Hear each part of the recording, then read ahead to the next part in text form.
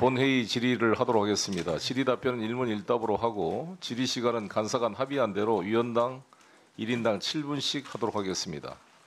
KBS 등 공중파 방송과 국회 방송에서 많은 국민들께서 이 회의를 생중계로 시청하고 있다는 점을 감안해서 시간을 잘 지켜주시고 다른 동료 의원들을 배려해서 어떤 질의를 해주시길 바라겠습니다.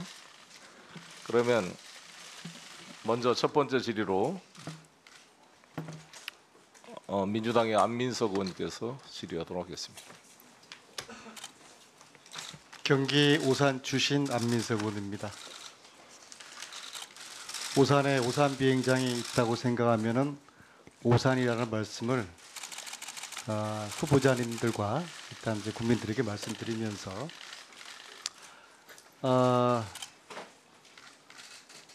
이번 통일부 장관 후보자로 이인영이라는 이름이 발표됐을 때 국민들은 굉장히 놀라움의 그런 반응을 보였으실 것입니다. 그리고 축하드릴 일이지만 이 남북 관계가 최근 몇 년 사이 어느 때보다도 경색된 국면에서 후보자가 장관으로 지명된 것은, 특히 통일부 장관으로 지명된 것은 독배를 들었다고 생각합니다. 독배를 든 소감이 어떻습니까?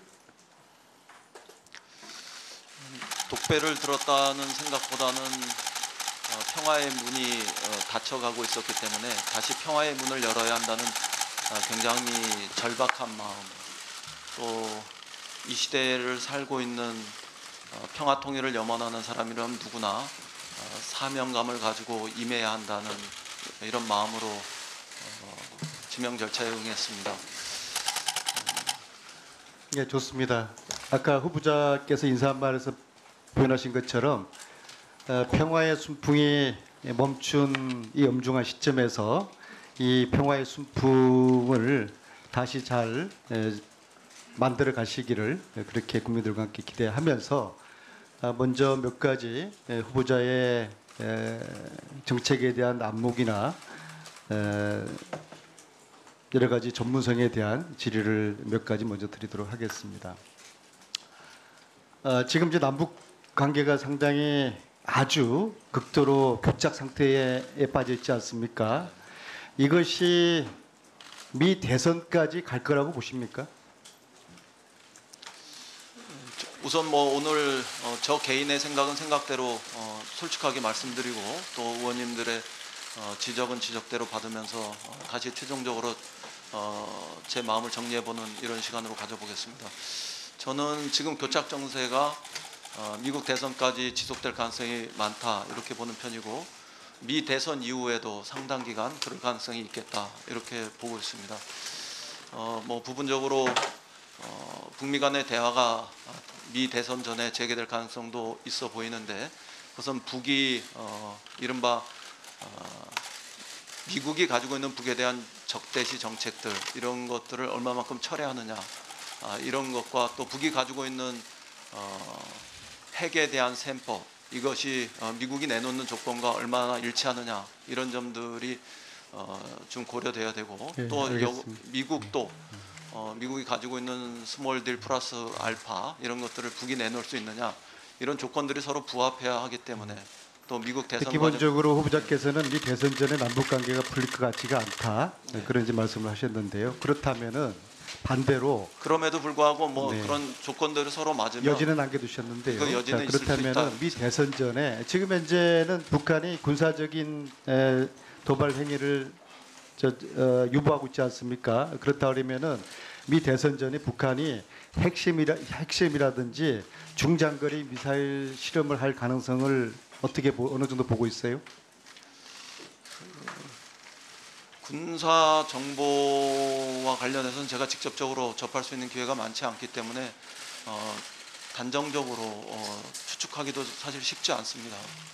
다만 지금 한반도 평화 정세를 안정적으로 관리해 나가는 데 있어서 북이 어떤 군사적 행동도 없었으면 좋겠다 이런 기대와 또 의견을 피력하고 싶고요. 또 역으로 그런 군사적 행동이 남북 관계를 발전시키거나 북미 관계를 발전시키는 데도 도움이 되지 않는다.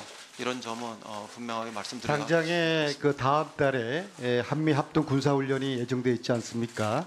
그런데 남북 대화의 분위기 조성을 위해서 이 다음 달 예정된 군사 훈련을 취소하거나 축소해야 한다는 일각의 주장에 대해서는 어떻게 생각하십니까? 저 개인적으로는 뭐 이미 한두 차례 말씀드렸습니다만 남북 관계의 발전을 위해서 한미 군사 연합 훈련 이런 부분들이 좀 보류되는 것이 좋겠다 이런 생각을 가지고 있습니다. 그러나 제가 장관 후보자로서 간접적으로 국방부의 견해를 청취해 보니까 군사작전권 반환과 관련해서 올해 예정돼 있는 FOC 이 훈련들이 필요한 이런 수요는 존재하고 있었습니다. 그리고 그 점을 감안하고 또 동시에 코로나19 사태가 지금 지속되고 또 부분적으로 확산되고 있는 이런 추세도 있는 만큼 이런 모든 측면들을 종합적으로 알겠습니다. 전략적으로 이렇게 판단하고 전략적으로 유연하게 대처하면 좋겠다 이런 생각. 최근에 김여정 부부장의 그 호전적인 담화가 있었습니다. 그럼에도 불구하고 어떻습니까? 그 두 정상 간에 문재인 대통령과 김정은 위원장 두 정상 간에 신뢰적 관계는 여전히 유효하다고 보십니까? 아니면 이것이 어느 정도 균열 상태에 있다고 보십니까? 몇 차례 긴장이 있음에도 불구하고 좀 간단하게 말씀해 주시죠. 늘 정상들 간의 신뢰와 또 우호적인 여지들은 계속 남아 있었기 때문에 지금도 지속된다 이렇게 판단하는 것이 맞겠습니다. 최근에 김여정 부부장이 지난 미국 독립기념일에 DVD를 선물 받기를 원한다는 그런 언급을 했습니다. 이것을 어떻게 해석을 하십니까? 대화의 여지를 남겨둔 것이라는 이런 측면들과 함께 동시에 대화의 창구가 나다 이런 것들을 암시하는 거다 이렇게 봅니다. 알겠습니다.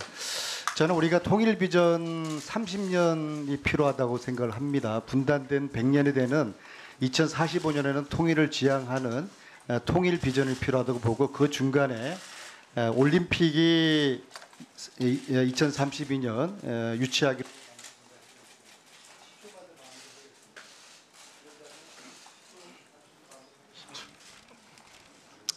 자 그런데 빨리 마무리해 주시고 이 다른 남북 공동올림픽 이것을 남북이 뒷짐을 지고 있는 사이에 호주가 거의 유치 목전을 앞두고 있다는 그런 정보가 있습니다. 45년 통일 조국을 위해 가지고 32년의 공동올림픽의 의미는 대단하고 꼭 유치가 돼야 된다 보는데 이것을 남북 공동올림픽이 아닌 호주가 지금 유치권을 목전에 두고 있다는 이런 소식 들어본 적이 있습니까? 네, 이 올림픽 관련된 질의는 오후 질의에 좀 더 구체적으로 하도록 하겠습니다. 예. 이상입니다. 네, 지금 이게 생중계되고 있는 방송이고 동료 의원들의 배려를 위해서 1분 추가는 없도록 하겠습니다. 안민석 의원한테 30초를 줬기 때문에 일단 야당 의원에 30초를 추가로 주는 걸로 하고 가능하면 서로를 위해 지켜주시기 바라겠고요. 다음은 태영호 의원님. 네, 말씀하십시오. 예, 미래통합당 비례대표 지성호 저 의원입니다. 위원장을 보고 질의하십시오. 아 예. 네. 예, 미래통합당 비례대표 지성호 의원입니다. 네. 예, 후보님이 줘서 인지세 관련 자료 요청을 했는데 네, 자료가 부실하게 와서 네, 해당 부분이 명확하게 소명되지 않았습니다. 네. 국민권익위 유권 해석에 따르면 인세를 받지 않는 것 또한 김영란법 위반 사안입니다. 이 점을 명확하게 검증되지 않으면 인사청문회 보고서 채택 절차를 진행할 수가 없습니다. 후보자께서는 오전 중에 계약 사항을 명확하게 알 수 있도록 계약서, 거래 내역, 통장 4번 등의 자료를 일제 제출해 주셨으면 감사하겠습니다. 네, 알겠습니다. 후보자들 의원님들 말씀입니다. 체크해서 보고해 주시기 바라겠고요. 다음은 태영호 의원님 질의하도록 하겠습니다. 예, 반갑습니다. 예, 우선 장관 후보자로 지명되신 걸 이제 축하합니다. 저는 다른 사람들보다도 그 후보자님에 대한 그 궁금증이랄까 이런 게 이제 대단히 많고요. 제가 이번에 지역구에서 선거를 해보니까 제일 처음에 다가오는 네거티브가 태영호는 빨갱이다, 사상 검증 안 됐다. 이게 첫 번째 네거티브였습니다. 후보자께서도 생애 기간에 이런 말 들어보셨겠죠? 예, 뭐 사람들 속에서 그런 그 수군거림도 있었고 또 정권이 공개적으로 저를 용공 세력으로 지목했던 시절도 있습니다. 예. 그래서 제가 그 누구보다도 이제 후보자의 이제 삶의 궤적을 좀 한번 추적해 보았는데 제가 이렇게 제목을 달았습니다. 태영호와 이인영의 두 김일성 주체 사상 신봉자의 삶의 궤적. 주제에 동의하십니까? 글쎄, 뭐 지금 바로 동의할 수는 없는 문제 아니겠습니까? 제가 김일성 주체 사상 원조 맞죠? 예? 주체 사상의 원조 맞죠, 제가? 원조시라고요? 예. 글쎄, 잘 모르겠습니다. 예. 예. 제가 한번 제 인생과 후보자 인생을 한번 이렇게 비교해 봤습니다. 제가 62년생이고 후보자는 64년생인데 저는 80학번이고 평양에서 후보자는 84학번이더라고요. 근데 이제 80년대 이제 전 후반을 이제 지나가면서 제가 그때 북한에서 있었을 때 제가 주체 사상을 신봉하고 믿었습니다. 그런데 그때 북한에서 뭐라고 가르쳤는가 하면 남한의 주체상 신봉자가 대단히 많다. 그리고 전대협이라는 조직이 있는데 전대협 조직 성원들은 매일 아침 김일성 초상화 앞에서 남조선을 미제의 식민지로부터 해방하기 위한 충성의 교리를 다진다. 저는 뭐 이렇게 아마 봤습니다. 북쪽에서 잘못 알고 있었던 거라고 생각합니다. 그러니까 그런 일이 있었습니까, 없었습니까? 뭐 그런 일은 없었다고 저는 제가 알기로는 그러니까 후보자는 말씀드릴 수 그런 일이 있습니다. 없었죠. 전대협 의장인 제가 매일 아침에 김일성 사진을 놓고 거기서 충성 맹세를 하고 주체 사상을 신봉했다. 그런 기억이 전혀 없습니다. 예, 그러니까 그건 북한이 조작한 가짜 뉴스다 이거죠. 근데 뭐 과장된 이야기다 이렇게 봅니다. 예. 예. 그런데 다음에 제가 90년대 후반의 제 삶과 후보자의 삶을 이렇게 한번 비교해 봤습니다. 예, 90년대에 아시겠지만은 전 세계적으로 엄청난 이제 파동이 일어납니다. 그래서 북한도 역시 고난의 행군에 들어서고 이런 일이 일어나면서 저도 이제 해외로 발령 가서 덴마크와 스웨덴에서 생활했고 당시 역시 한국에서도 대단히 큰 변화가 일어납니다. 많은 주사파에 있던 많은 사람들이 90년대 후반에 들어서면서 전향을 합니다. 예. 그런데 이때 제가 이거 후보자는 이때 무슨 일을 했을까라고 이제 들여다봤는데 아주 이상한 일을 하나 제가 봤습니다. 그때 북한이 대단히 힘든 때인데 오히려 역으로 그때 김정일은 남한을 다시 적화 통일시켜보겠다고 간첩들을 내내보내서 소위 지하당 조직 복구 활동을 벌립니다. 그런데 그때 내려왔던 간첩이 쓴 책이 있습니다. 아무도 나를 신고하지 않았다. 혹시 이 책 읽어보신 적 있으십니까?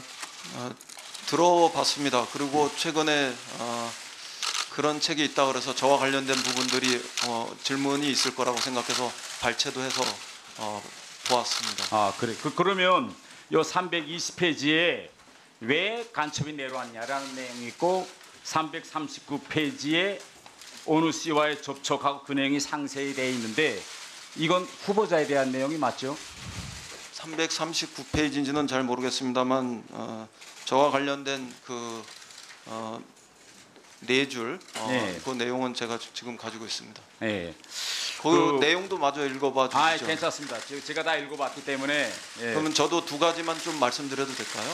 아니 저는 그때 그 책을 읽어보면서 후보자님께서 다행히 잘 처신하셨더라고요. 아니 예. 뭐라고 잘 처신했는지를 이걸 지켜보는 국민들한테 좀 분명히 말씀해 아니, 제가 주셔야 되지 말씀드리죠. 않겠습니까? 예, 기관원이다라고 하면서 간첩으로 인정하지 않고 그와 이제 대화를 거부했더라고. 그런데 문제는 신고는 안 하셨죠? 신고는 제가 했다면 그를 간첩으로 인지하고 하는 거 아니겠습니까? 그거는 그 지금 말씀하시는 거는 모순된 행위에 해당하지 않습니까? 제가 간첩으로 인지했으면 신고해야 마땅하고 간첩으로 인지하지 않았기 때문에 신고하지 않은 것이 일관된 행위 아니겠습니까? 예, 그 이후에 제가 후보자가 쓴 글 또 이제 여러 가지 재판 기록들을 이제 많이 보았는데 예, 거기에 뭐 이런 표현들이 나옵니다. 남조선은 뭐 미제의 식민지. 제가 뭐 쓴 글이라고 말씀하셨습니까? 아니, 쓴 글도 있고 재판 기록도 있고 언론에 나온 것도 있고. 그거는 네. 의원님께서 굉장히 부정확한 말씀을 하시는 건데 쓴 글이 아닐 겁니다. 다시 한번 네. 확인하고 말씀하시지 않으면 네. 왜곡된 이야기를 이 자리에서 하시는 겁니다. 그러면 제가 추가 질문 드리겠습니다. 자, 이런 겁니다. 제가 대한민국에 와서 많은 사람들이 저보고 사상 전향했느냐 뭐 계속 물어봅니다. 그런데 저는 아직 제가 이번에 이거 준비하면서 후보자의 삶의 궤적을 많이 들여다봤는데 언제 어디서 또 어떻게 사상 정량을 했는가 이걸 제가 찾지를 못했어요. 그래서 저 같은 사람은 이렇게 했습니다. 대한민국에 와서 저는 대한민국 만세 저는 이렇게 불렀어요. 그래서 누구 보고 저를 보고 사상 전향 안 했다 그러면 아 무슨 소리 하십니까? 이렇게 제가 대한민국에 와서 첫 기자 인터뷰입니다. 이렇게 전 했습니다라고 밝혔습니다.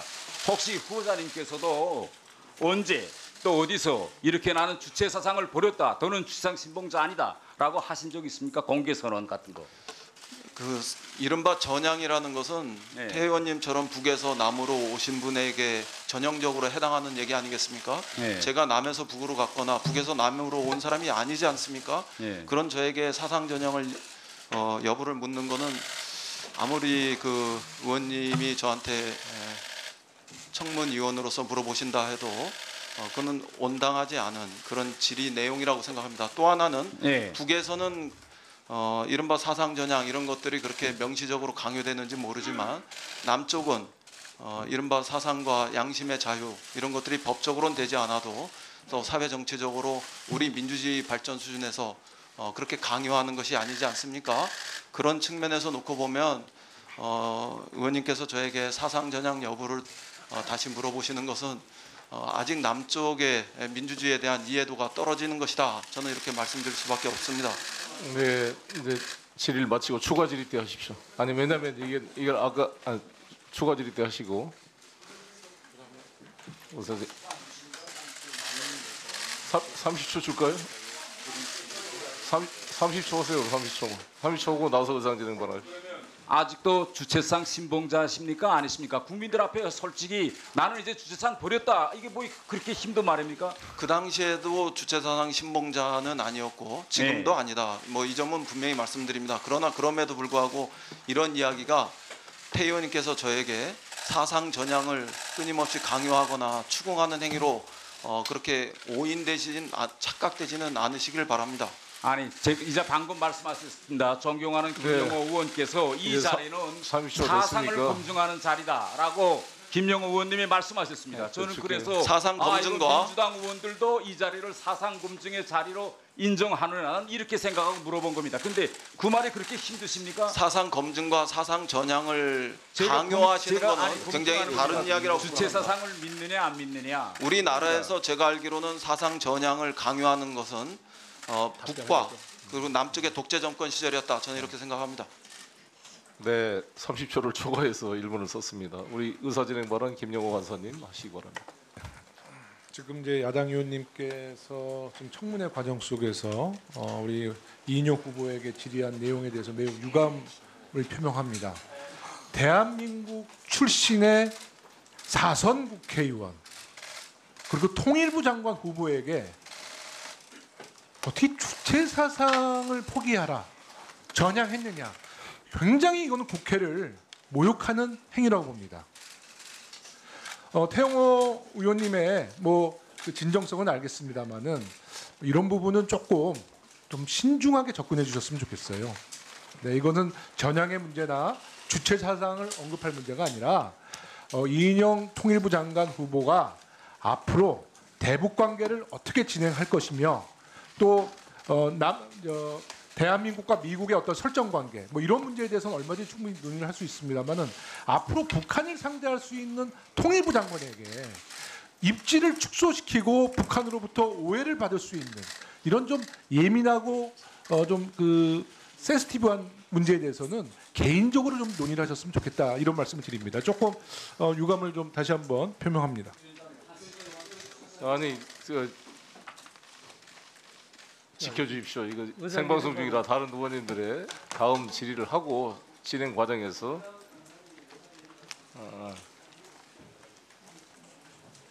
하십시오. 김석기 의원님. 김석기 의원님 오시고 본 질의 진행하도록 하겠습니다. 지금 우리 이인영 통일부 장관 후보자 인사청문회 자리입니다. 아까 우리 간사님께서 직접 이야기했습니다. 이 자리는 이인영 후보가 통일부 장관 후보자로서 제대로 자격이 있느냐, 그것은 정책의 문제를 따질 수 있고 사상의 문제를 따질 수 있습니다. 이거 지금 북한의 통일부 장관을 뽑는 자리가 아니지 않습니까? 아니 그래서 과거에 후보자가 김일성 주체 사상파인 전대협 의장을 하셨지 않습니까? 그건 대한민국 국민이 다 압니다. 그런데 거기에 대해서 지금도 주체 사상을 그대로 신봉하고 있느냐? 이렇게 사상에 대해서 묻는 것은 자연스러운 일이라고 생각하고, 특히 같은 국회의원이 발언하는 내용에 대해서 발언이 그건 부적절하다 이렇게 따지는 것은 저는 예의가 아니라고 생각합니다. 아니 그렇게 논쟁하지 마시고 마치셨습니까? 알겠습니다. 여러분 의원님께서 좀 질의를 다음 의원님들을 배려해서 시간을 지키시기 바라겠고요. 우리 국회의원들이 엊그제도 21대 국회 선서를 했습니다만 국회법 제24조에 따라서 우리 대한민국 국회의원은 국민 앞에 대한민국 국가 이익을 우선해서 법에 따라 성실하게 국회의원 임무를 수행할 것을 국민 앞에 엄숙히 선서합니다. 이인영 후보자도 4번에 걸친 국회의원 당선자로서 이런 국회법에 따라 선서를 한 헌법기관이었다, 이런 점을 인식해 주시고 질의해 주시기 바라겠고요. 다음은 윤건영 의원님 질의해 주시기 바라겠습니다. 예, 9월 윤건영입니다. 한 말씀만 하고 들어가겠습니다. 오늘날 대한민국의 민주주의는 이인영 후보자와 같이 독재 시절의 수많은 청년들의 피와 땀으로 이루어진 겁니다. 그렇게 함부로 폄하할 대상이 아니고요. 천박한 사상 검증의 대상도 아닙니다. 대단히 유감입니다. 질의하겠습니다. 야당 일각에서 스위스 디자인 학교 특혜 입학을 제기하고 있습니다. 일종의 부모 찬스라는 걸 이야기하고 있는데 조금만 살펴봐도 전혀 사실이 아닌 황당한 주장을 하고 있다고 생각합니다. 첫 번째로 보시면 공개 편입 과정입니다. 공개된 편입 과정이고 파주 디자인 학교와 바젤 디자인 학교가 연계되어 있는 것이고요. 비슷한 사례가 곳곳에서 나타납니다. 두 번째로는 이 편입 심사는 우리 파주 학교에서 하는 게 아닙니다. 스위스 학교가 하는 것입니다. 개입할 여지가 단일도 없고 부모 찬스를 쓰려고 해도 쓸 여지가 없는 곳입니다. 즉 스위스 학교의 입학 전형을 통과해야 되고 심사 기준도 스위스 학교 기준에 맞춰야 되는 겁니다. 부모 찬스를 사용할래야 사용할 수도 없는데 야당 일각에서는 계속 부모 찬스다라고 이야기를 하고 있습니다. 답답합니다. 이런 주장에 대해서 반박하기 위해서 현재 스위스 바젤 학교에 있는 담당 교수와 이메일 인터뷰를 했습니다. 우선 교수의 이름이라든지 소속 등은 밝혀주지 말 것을 원했기 때문에 비공개로 처리한다는 걸 말씀드리고요. 이 인터뷰 내용은 청문회장에서만 공개할 걸 허락을 받았습니다. 첫 번째 내용은 이메일 인터뷰 내용이고, 넘겨주십시오. 물어봤습니다. 가장 핵심적인 편입 과정에서의 의혹이 있냐라고 했을 때 담당 교수는 어떠한 부정이나 특혜도 있을 수가 없다라고 단언을 했습니다. 추천서가 영향력 있는 사람으로부터 있는 검증하는 절차도 없다. 아까 추천서에 대해서 말씀하셨는데요. 이런 말씀 주셨고요. 다음입니다. 편입 시의 주요한 평가 기준은 뭐냐라고 저희가 담당 교수에게 물어봤습니다. 가장 중요한 기준은 포트폴리오라는 겁니다. 저를 포함해서 3명의 교수진이 아주 공정한 심사를 한다라는 게 스위스 담당 교수의 입장이고요. 다음입니다.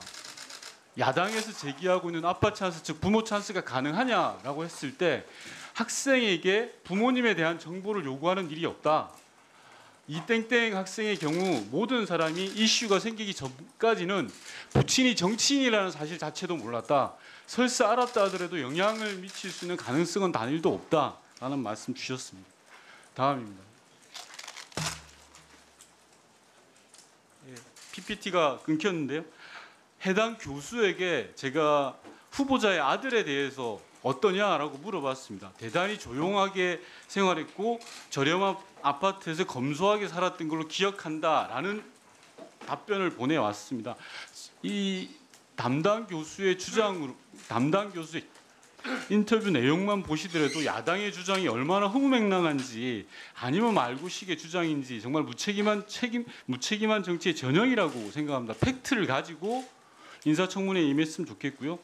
사실 인사청문회를 준비하면서 이번 인사청문회가 장관 인사청문회인지 가족청문회인지 잘 모르겠더라고요.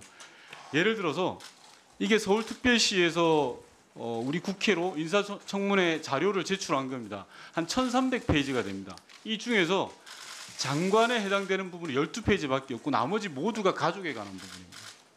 인사청문회 본연의 본질로 돌아갔으면 좋겠습니다. 대북전단지 관련해서 좀 질문 드리겠습니다. 예. 후보자께서는 대북전단 살포를 막기 위한 법 개정의 필요성에 대해서 어떻게 생각하십니까? 동감합니다. 그 현재 뭐 교류협력법이라든가 공유수명관리법이라든가 경찰청 직무집행과 관련한 법에 적용이 가능합니다만 이것을 좀 더 분명하게 하는 법 차원에서 개정이 안 될 경우에 법 개정이 되기 전까지는 현행법으로 규제가 가능하다고 보십니까? 현행법으로도 가능하고요. 좀 더 분명하기 위해서 법을 개정하거나 새로 제정할 필요도 있다 이렇게 생각합니다. 맞습니다. 저하고 생각이 똑같습니다. 대북 전단 관련해서 정부 조치에 대해서 미래통합당의 많은 분들이 북한이 굴종한다라는 표현들을 쓰고 계십니다. 특히 PPT 보여주시면 김종인 대표가 그런 말씀을 많이 하고 계십니다. 미통당의 지도부들이. 그런데 대북 전단에 대해서 정부가 제지하거나 자제 요청을 한 게 어느 정부 때인지 아십니까? 바로 이명박 정부 때 처음으로 민간단체들이 대북 전단지 살포를 하지 말아달라고 요청을 합니다. 다음 PPT 보겠습니다. 개성공단 기업 입주협의회 요청에 따라서 정부가 민간단체에 이명박 정부 때 처음으로 요청을 합니다. 그리고 이명박 정부 이후로 현 문재인 정부까지 지금까지 50여 회에 대해서 민간단체에 대해서 정부가 중단을 요청합니다. 그러면 이명박 정부 때는 15번, 박근혜 정부 때는 10번 있었습니다. 이명박 박근혜 정부도 마찬가지로 굴종적인지 이런 걸 다시 한번 미통당 의원님들에게 물어보고 싶고요. 아울러 넘겨주십시오. 쭉 뒤로 가십시오. 요거 보시면 그냥 빨리 넘어가겠습니다. 조금만요. 뒤로. 네. 대북 전단 관련해서 미통당에 계시는 주요 지도부들이 하셨던 말씀을 제가 뽑아봤습니다. 북한을 자극하는 일은 가능한 안 하는 게 좋겠다라는 말씀을 주셨고요. 다음 보시면 도움 안 된다. 평화 분위기 해친다라는 말씀 주셨고 다음 국민의 안전을 생명을 지키는 건 정부의 존재 이유다. 통일부도 예외일 수 없다. 헌법상 표현의 자유 붙들고 있어서는 안 된다.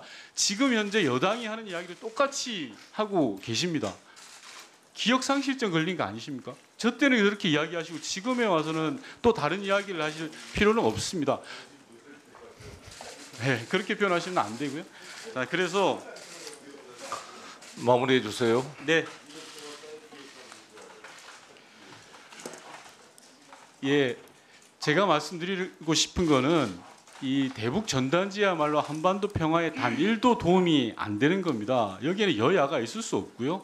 제가 야당의 태도를 책망하고자 하는 말씀드리는 거 아닙니다. 한반도 평화를 위해서 조금 전에 장관께서 말씀하셨다시피 이 대북 전단지와 관련해서는 여야가 힘을 합쳐서 법을 만들고요. 법 개정 이전에는 정부가 강력한 규제를 해야 될 것을 말씀드리고자 이 말씀 드렸습니다. 이상입니다.